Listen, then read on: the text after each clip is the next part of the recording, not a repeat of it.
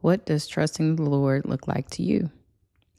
A couple of months, I told y'all about my daughter and her leg. To recap, she fractured her femur during a grand mal seizure, and when it healed incorrectly. My apostle gave me a word from God. His name is Jason Green, by the way, and his first book is dropping on May 23rd. So congratulations to you, sir. I look forward to reading it. I'm sure everybody else out here will too.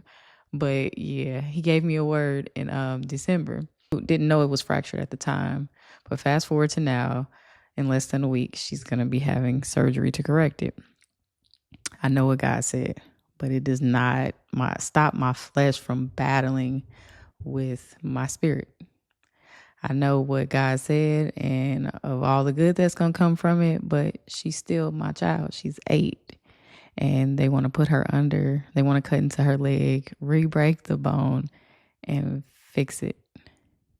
Physically for her and spiritually for my bloodline is what's going to happen.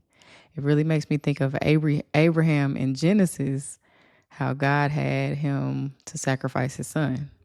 It wasn't a question of what God was asking him to do. It's thinking about what Abraham felt and how he overcame.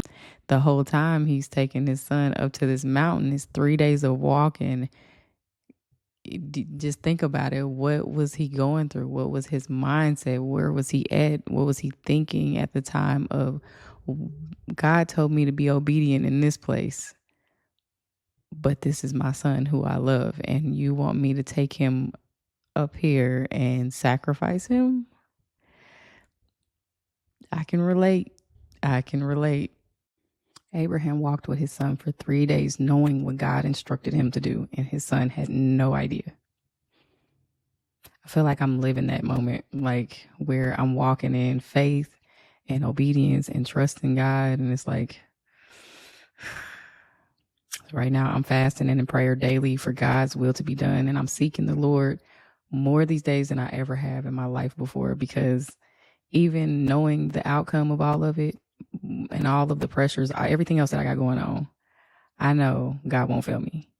And that's really what's keeping me going. Like, really, that's what's keeping me going every day. So my question to you all is, when you ask God to seek your heart and to purge you from all the evil, all of the bad that's been in it, all the traumas, will you trust the Lord even when it doesn't feel good? Even when it's like a big test of your faith? Will you trust the Lord?